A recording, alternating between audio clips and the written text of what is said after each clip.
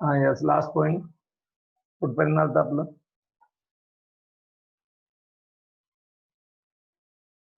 आपलं कुठपर्यंत आलं रे Newton first law of motion शेवटचं बरोबर ना हो sir.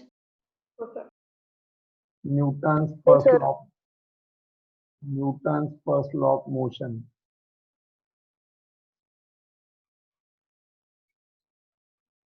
Newton's first law of motion न्यूटनचा पहिला नियम काय जोपर्यंत अनबॅलन्स्ड एक्सटर्नल फोर्स ऍक्ट होत नाही तोपर्यंत बॉडी आहे त्या अवस्थेतच राहते रेस्टला असेल तर रेस्टच किंवा युनिफॉर्म मोशन असेल तर युनिफॉर्म मोशन बरोबर आहे every body continuous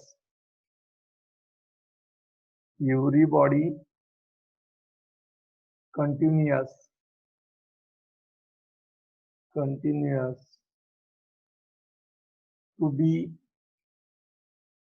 in state of rest or state of uniform motion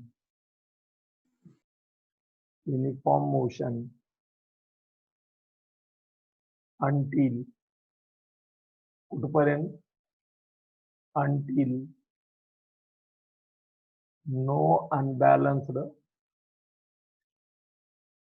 no unbalanced force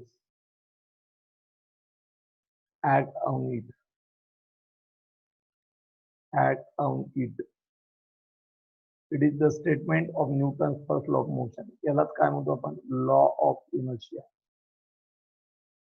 जडत्वाचा नियम प्रत्येक बॉडी स्वतःहून अवस्था बदलत नाही जोपर्यंत तिच्यावरती बाह्य बल क्रिया करत नाही एक्सटर्नल फोर्स ऍक्ट होत नाही प्रत्येक बॉडी स्वतःहून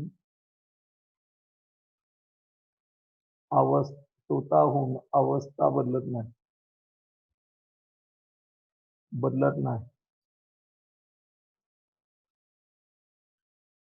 स्थिर असेल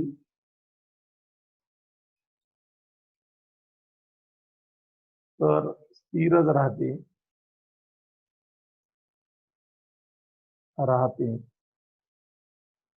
किंवा एक समान गतिमान अवस्थेत राहते गतिमान असेल तर एक समान गतिमान अवस्थेतच राहते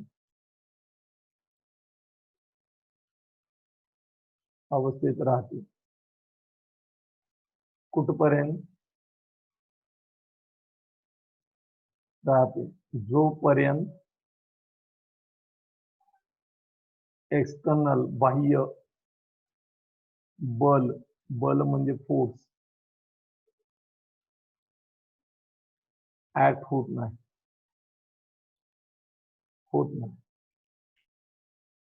प्रत्येक बॉडी स्वतःहून अवस्था बदलत नाही स्थिर असेल तर स्थिरच राहते किंवा एक समान गतिमान अवस्थेत असेल तर एक समान गतिमान अवस्थेत राहते जोपर्यंत बाह्य बल एक्सटर्नल फोर्स ऍक्ट होत नाही it is the Newton's first law of motion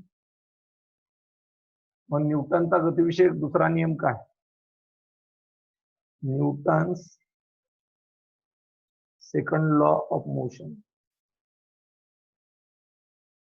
second law of motion न्यूटनचा सेकंड लॉ ऑफ मोशन ही काय लिनियर मोमेंटम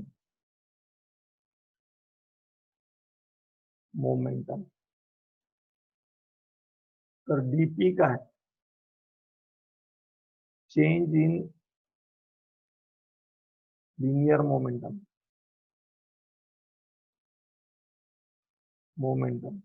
किती वेळेतलं आपण मानू in a time delta t delta p or in a time delta t, right.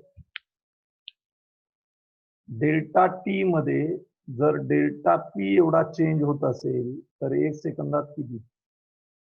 Delta P divided by delta T, बरोबर आहे का? Delta P divided by delta T. As delta t tends to 0, then delta p divided by delta t can be written as dp by dt. आणि याला म्हणतात, याला काय म्हणायचं? Rate of change of linear momentum. Linear momentum with respect to time. With respect to time. या ठिकाणी समजा linear momentum p या बॉडीचं आणि dt या वेळेमध्ये p प्लस dp, dt या वेळेमध्ये p प्लस dp एवढा जर वाढलं तर रेट काय रे? Rate of change of linear momentum काय? लिनियर मोमेंटम काय? With respect to time, it is the dp by dt. 1 सेकंदातला चेंज इन मोमेंटम. हा मोमेंटम कधी चेंज होतो? जर एक्सटर्नल फोर्स अप्लाय केला. तर हा रेट जास्त कधी असेल? जर फोर्स जास्त असेल. कमी कधी असेल? फोर्स कमी असेल.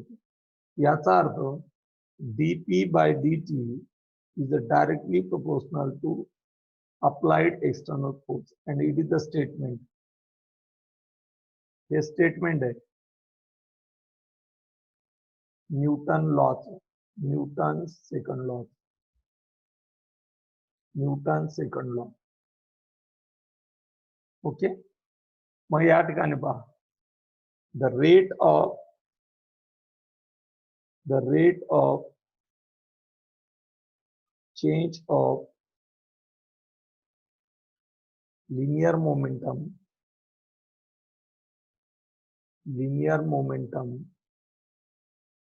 with respect to time is directly proportional to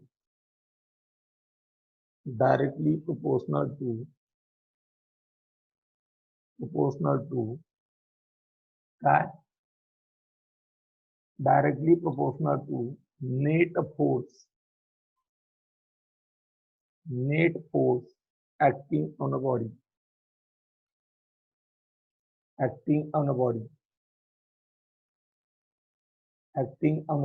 and takes place in the direction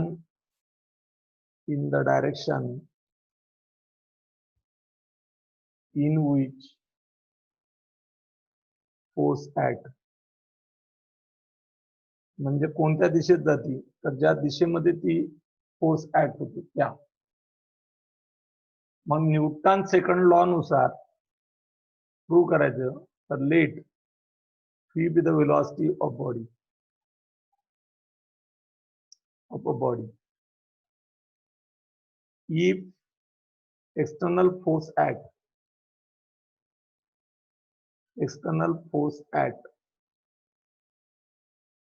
F act झाला तर व्हेलॉसिटी किती वाढेल? स्पीड चेंजेस टू कुठपर्यंत? To c plus delta v. मग चेंज इन मोमेंटम काय रे? Change in momentum, linear momentum delta p is equal to p बरोबर m into v, mass constant आहे, इंटू चेंज इन व्हेलॉसिटी. याचा अर्थ final minus initial. Final काय? m into v plus delta v हे final minus m into v initial. mv plus m into delta v minus mv. Get cancel. There is a m into delta v. It is the delta p. Change in momentum. Change in momentum. बरोबर आहे. मग by law, by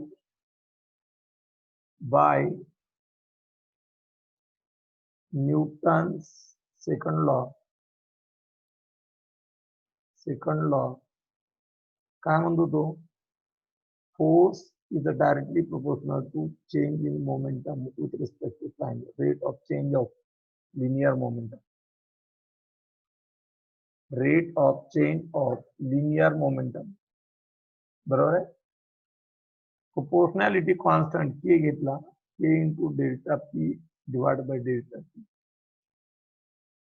As time interval me small घेतला, then limit delta t tends to 0, delta p divided by delta t is equal to काय, dp by dt. म्हणजे तुम्हाला याच्यासाठी काय लिहिता येईल, dp by dt. So f is equal to k into dp by dt. बरोबर. p बरोबर काय, d by dt of mv. बरोबर. मी जर मास कॉन्स्टंट, बॉडीचा मास कॉन्स्टंट असेल तर f is equal to k m dv by dt. But rate of change of velocity with respect to time is nothing but acceleration. म्हणून f is equal to kme. जर ही मास 1 किलोग्रामची body असेल, तिचं acceleration 1 metre per second square असेल, किंवा जर 1 Newton force act केला, मग या किमतीवरती जर ठेवल्या तर 1 is equal to k into 1 into 1, तर k is equal to 1. ही किंमत तुम्ही वरती ठेवा, f is equal to काय मिळेल, 1 into ma. There the force is equal to mass into acceleration. Newton second law म्हणलं की तुम्ही हे सांगता, ऍक्च्युअल स्टेटमेंट हे, rate of change of linear momentum with respect to time is directly proportional to force. आपण prove करतो force is equal to mass into acceleration. हा scalar आहे, हा वेक्टर आहे, त्यामुळे हा वेक्टर येईल. हा फोर्स नेहमीच ऍक्सलरेशनला पॅरलल असतो. हा फोर्स नेहमीच ऍक्सलरेशनला पॅरलल सेम डायरेक्शनला असतो. Vector F is equal to mass into acceleration. बरोबर आहे. मग एस आय युनिट काय रे, S I unit of a force is a newton. CGS काय, इज अ डाईन. 1 न्यूटन बरोबर 10⁵ डाईन असते. हे झालंय. मग F is equal to m a असेल तर केजी याचं unit metre per second square, याचं युनिट ऋषिकेश धांडे. एक तर लेक्चर अटेंड करा, नाही तर लिहवा.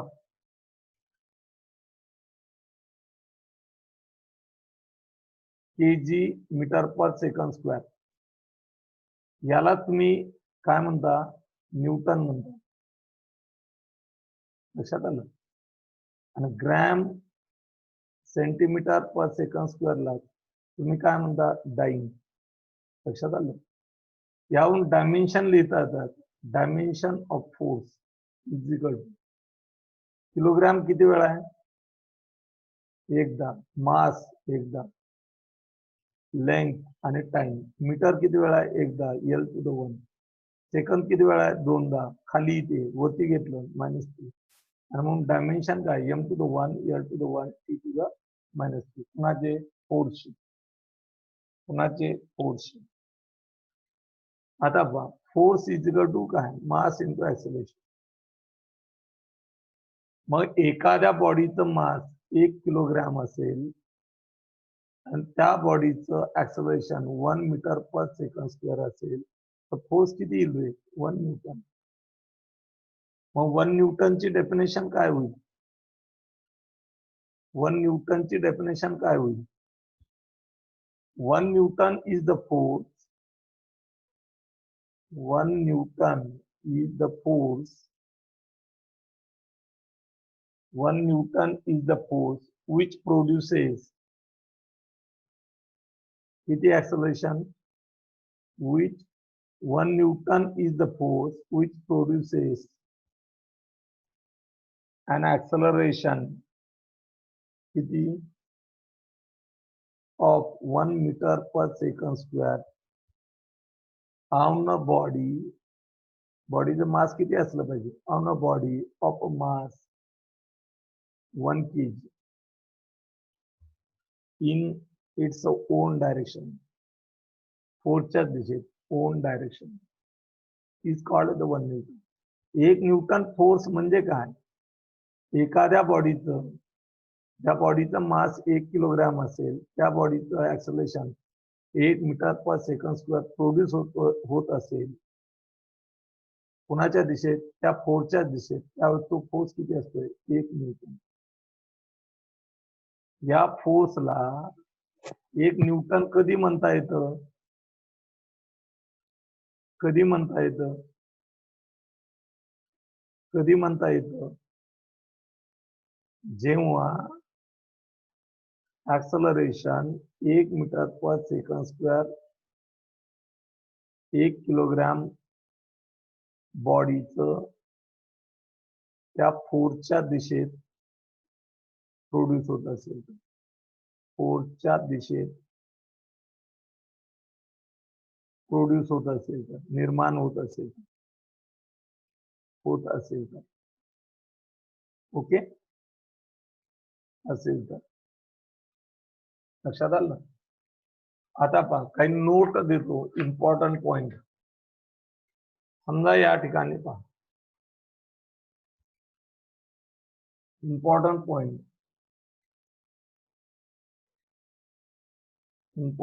Point,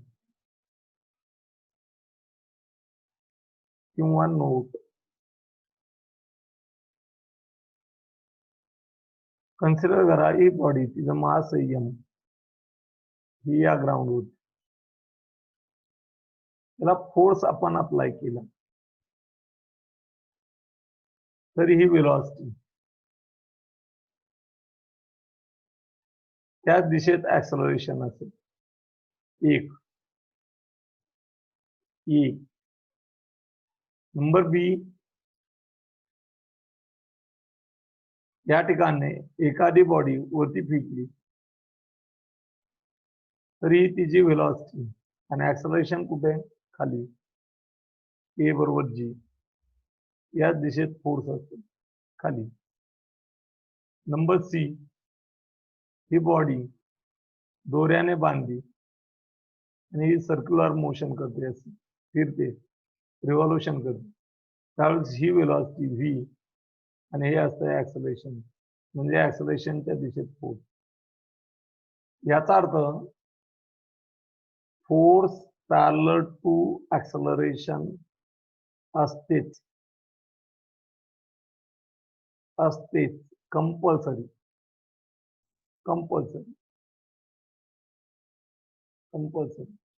okay. म्हणजेच काय? Number one, force is not in the direction of motion.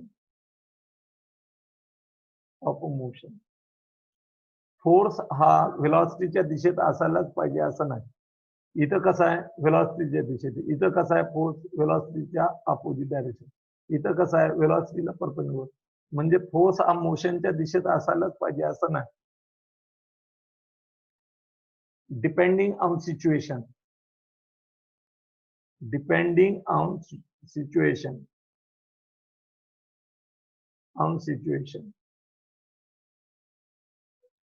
situation force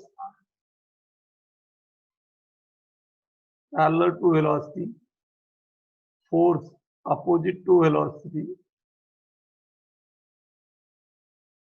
and a force perpendicular to velocity. It depends upon situation.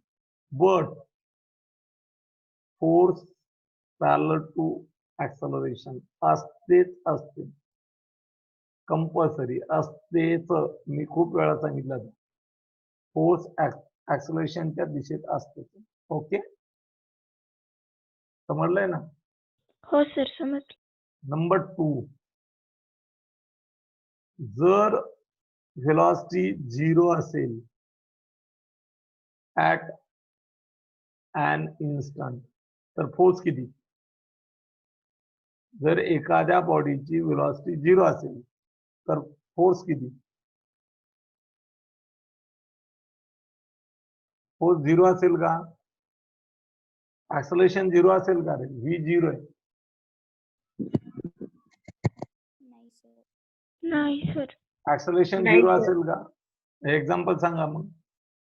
Velocity 0 असताना acceleration 0 नसतं, आणि ऍक्सलरेशन म्हणजे change in velocity with respect to time. मग case सांगा मला. समजा हा मुलगा आहे, हा मुलगा इथं उभा आहे आणि त्याने हा दगड वरती फेकला असेल. हा वरती जाताना त्याचा वेग कमी होईल, इथं पोहोचला आणि इथून वापस येणार. तर इथं व्हेलॉसिटी किती झाली? 0. पण ऍक्सलरेशन किती? ए बरोबर जी. बरोबर आहे का?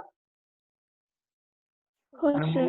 म्हणून या ठिकाणी जरी व्हेलॉसिटी 0 असेल एखाद्या इन्स्टंटला, याचा अर्थ ऍक्सलरेशन 0 असेल किंवा फोर्स 0 असेल हे नेसेसरी नाही. If velocity is equal to 0 at an instant, that is, if boy is momentarily at rest, it does not mean याचा अर्थ force or acceleration are necessarily 0.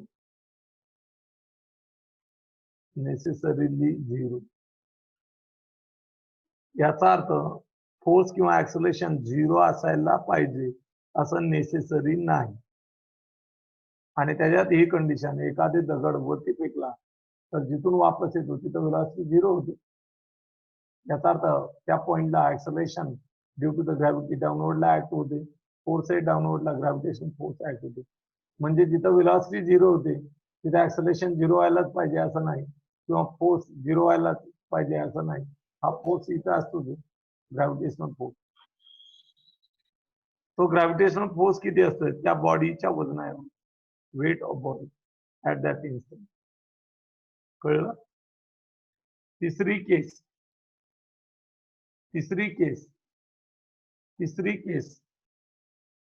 Newton second law is real law. त्याला real law म्हणतात. Real law का? तर या second law पासून we derived, म्हणजे या सेकंड लॉच्या साह्याने न्यूटन फर्स्ट लॉ आणि न्यूटन थर्ड लॉ पाहायचा आपल्याला. हे डिराइव्ह करता येतात कुणापासून? न्यूटनच्या सेकंड लॉ पासून. न्यूटनचा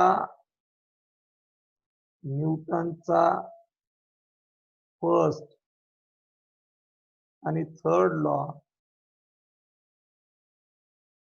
न्यूटनच्या सेकंड लॉ पासून डिराइव्ह करता येतात, प्रूव्ह करता येतात. म्हणून so second law, Newton second law is called real law. कळलं? हो सर. न्यूटनच्या सेकंड लॉ पासून न्यूटनचा फर्स्ट लॉ आणि थर्ड लॉ डिराईव्ह करता येतात, म्हणून सेकंड लॉला काय म्हणतात? रियल लॉ म्हणतात. Number 4, in a second law काय? F बरोबर ma. F बरोबर ma. इन सेकंड लॉ जर फोर्स 0 असेल, याचा अर्थ कोण 0 असेल? ऍक्सलरेशन 0. फोर्स 0 असेल याचा अर्थ ऍक्सलरेशन 0. ऍक्सलरेशन 0 याचा अर्थ no change the velocity. No change the velocity.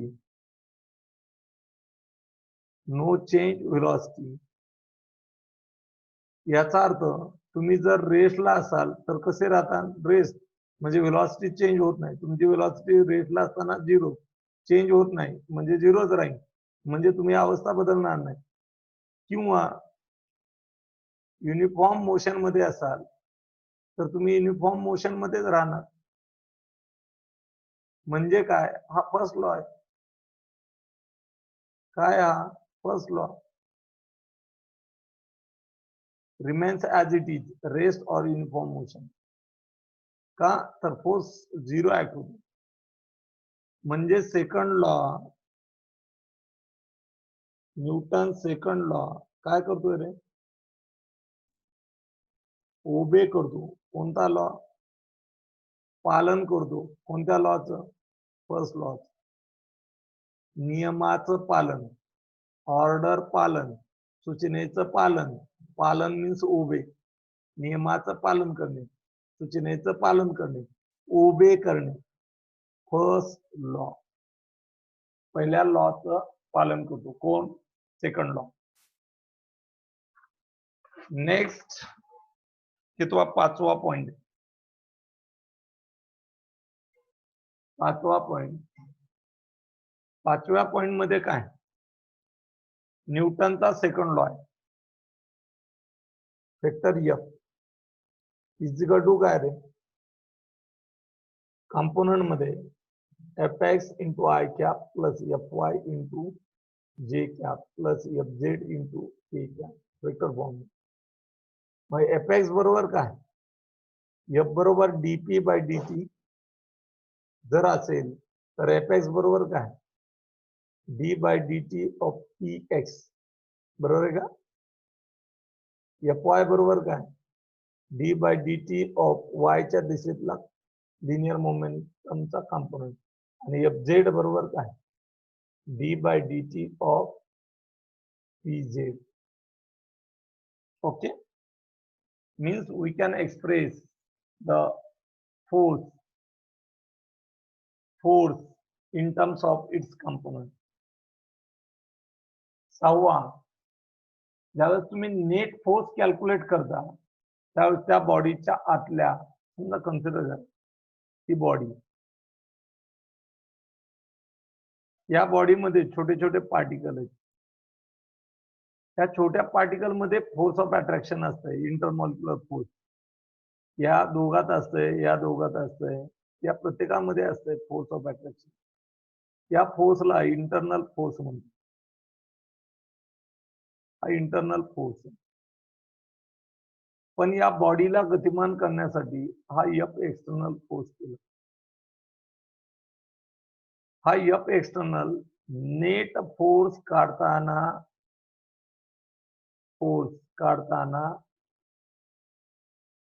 Internal फोर्सचा विचार केला जात नाही. इंटरनल फोर्स इन्क्लूड केले जात नाही. फोर्स इन्क्लूड केले जात नाही. केले जात नाही. लक्षात आलं? तुम्ही पहा, पाणी वॉटर असेल, हे वॉटर आहे. या वॉटरचे मॉलिक्यूल एकमेकांकडे अट्रॅक्ट होतात, मग पाणी एकत्र असते. कळलं का?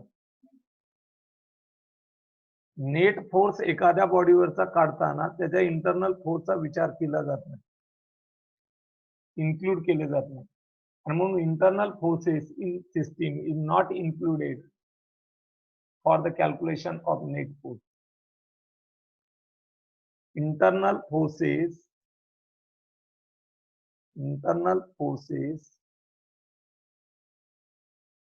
is not included in calculation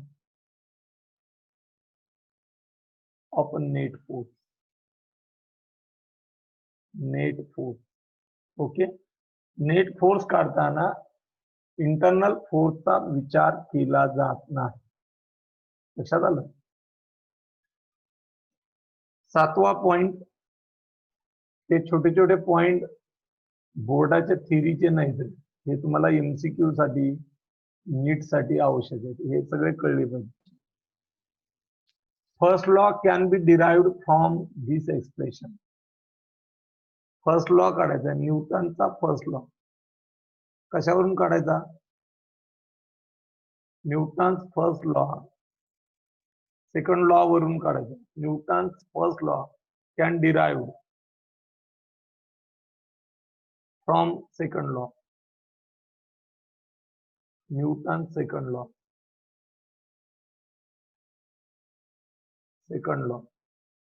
मग अगोदर न्यूटन सेकंड लॉ घेऊ आणि त्यावरून प्रूव्ह करू. फर्स्ट लॉ काय? ऍक्सलेरेशन 0. म्हणजे रेटला असेल तर रेटलाच राहतो, आणि कॉन्स्टंट व्हेलॉसिटीने जात असेल तर कॉन्स्टंट व्हेलॉसिटी, म्हणजे नो चेंज द व्हेलॉसिटी, म्हणजे ऍक्सलेरेशन 0 यायला पाहिजे. मग न्यूटन सेकंड लॉ काय रे? F = ma. F = ma याचा अर्थ बॉडीचं मास 0 नाही. Mass is not equal to 0. मग F = 0, मास तर 0 नाही, F 0 असेल तर ma इज 0. मग m 0 नाही, याचा अर्थ a = 0 डिवाइड बाय m = 0. याचा अर्थ ऍक्सलेरेशन काय? 0 असलं पाहिजे.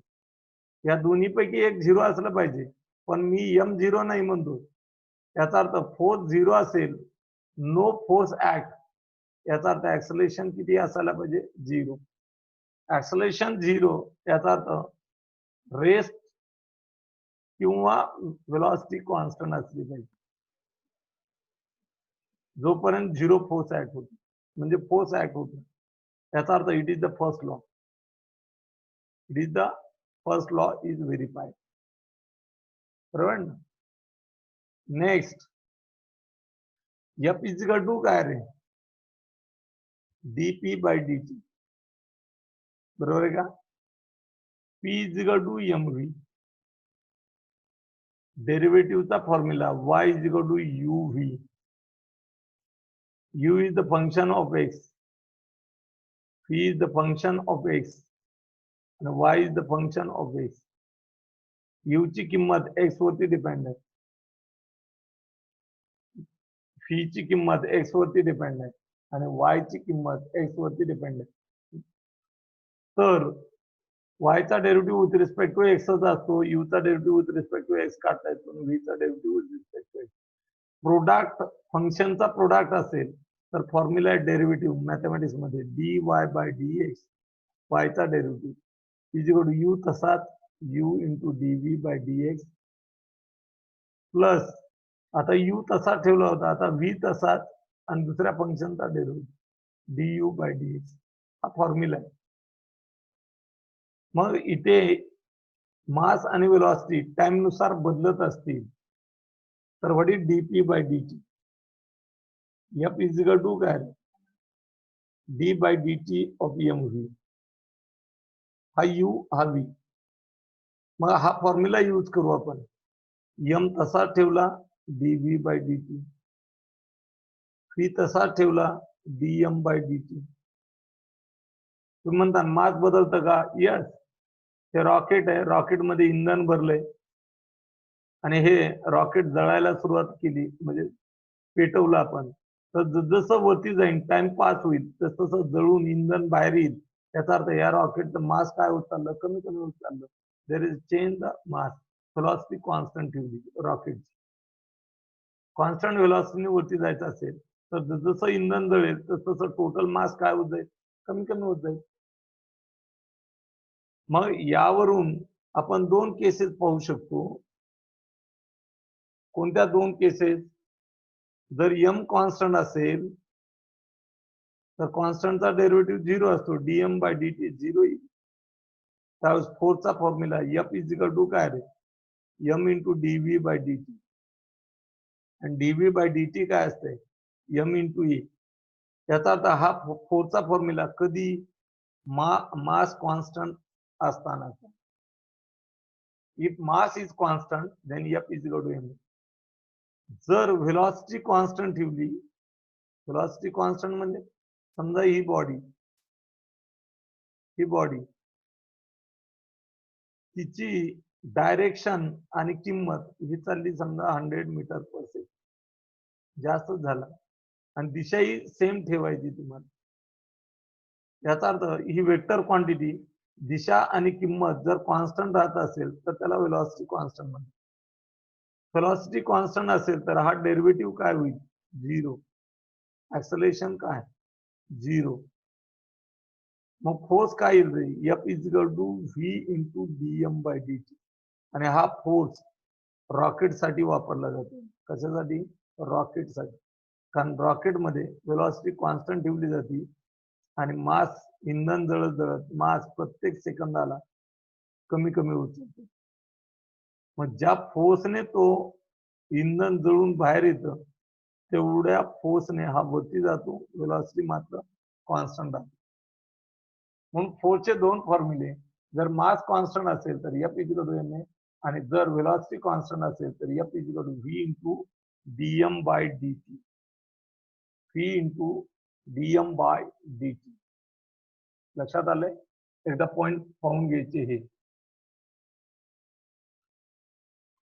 1 2 3.